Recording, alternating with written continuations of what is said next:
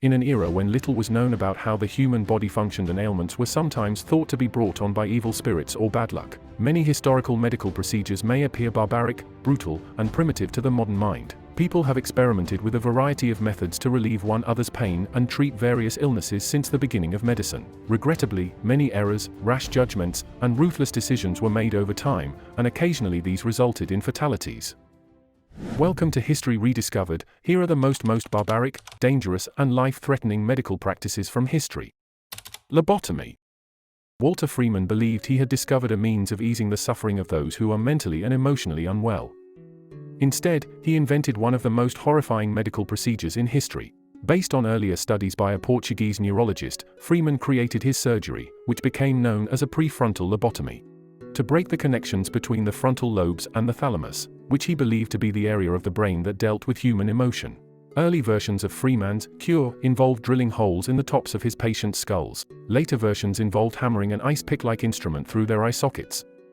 The technique was first carried out on a live patient in 1936, a woman who had agitated sadness and insomnia. After Freeman and James Watts had practiced on cadavers, it was seen as a triumph. Nevertheless, future operations weren't. Patients frequently went into vegetative states, had relapses, and went backwards in their physical and emotional development. As many as 15% passed away.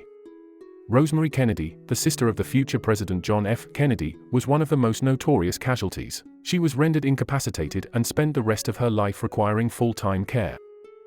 In addition to practicing medicine, Freeman also traveled to 23 states to show off his miraculous treatment. He conducted 3,439 lobotomies in total, some on people who weren't even teenagers. Hospitals easily allowed Freeman to carry on despite the clear hazards and lack of quantifiable success rates, presumably because lobotomized patients were viewed as easier to cope with.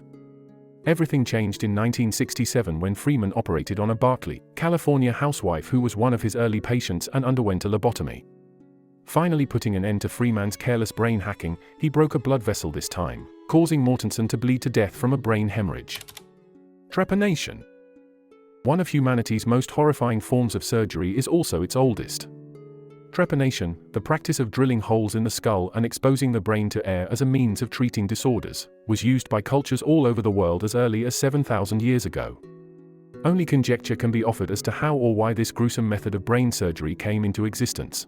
According to a widely accepted notion, it might have been a tribal ceremony of some kind or possibly a way to cast out evil spirits that were thought to possess the sick and mentally ill people.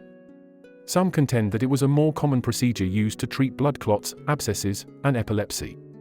Trepan skulls were discovered in Peru, and the evidence suggests that it was also a common emergency procedure for removing bone pieces left over from skull fractures. Trepanation holes have been found in 1,500 Neolithic skulls discovered worldwide, accounting for up to 10% of all Stone Age skulls.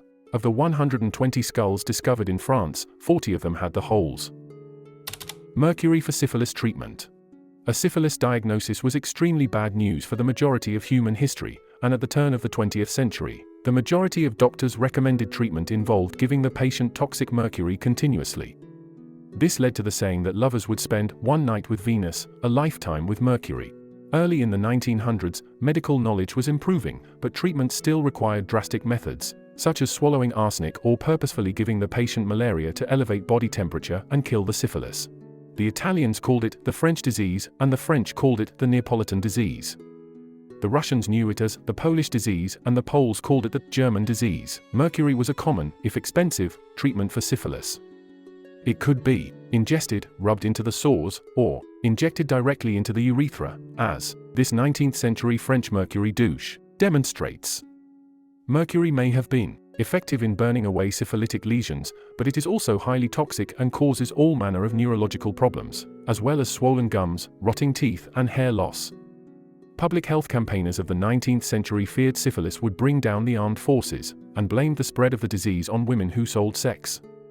The British government passed the Contagious Diseases Act in 1864, which allowed women suspected of being a common prostitute to be forcibly detained and examined for venereal disease. The act was finally repealed in 1886, but the association between loose women and VD continued. Luckily, penicillin's invention in 1943 put an end to all of these terrifying therapies. Bloodletting. Several thousand years ago, whether you were a Greek with a fever or an Egyptian with migraines, it was likely that your doctor would first try bloodletting before any other remedies. He or she would use a lancet or pointed piece of wood to prick open a vein, allowing blood to flow out and into a waiting container. If you were lucky, leeches might do the grisly job in place of rudimentary tools. One of the oldest techniques in medicine, the practice of bloodletting is believed to have started in ancient Egypt. Later, it made its way to Greece, where doctors like Erasistratus, who flourished in the 3rd century BC, held the view that all diseases were caused by an excess of blood, or plethora. From the plague and smallpox to epilepsy and gout, bloodletting became the go-to cure. Typically, practitioners used a special tool with a fixed blade called as a fleam to nick veins or arteries in the forearm or neck. 14 years before the guillotine would shed more of the Queen's blood, Marie Antoinette, for example, appeared to benefit from a fair dosage of bloodletting while giving birth to her first child, Marie Therese, in 1778. George Washington awakened on December 13, 1799, with a terrible sore throat, and his condition deteriorated quickly. He requested to be bled the following day and, as a supporter of bloodletting, doctors drained an estimated 5 to 7 pints in less than 16 hours.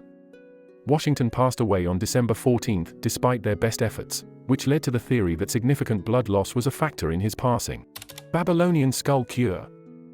The majority of illnesses were viewed by ancient Babylonians as the product of demonic forces or divine retribution for past transgressions. In comparison to modern doctors, doctors frequently resembled priests and exorcists, and their treatments frequently included elements of magic.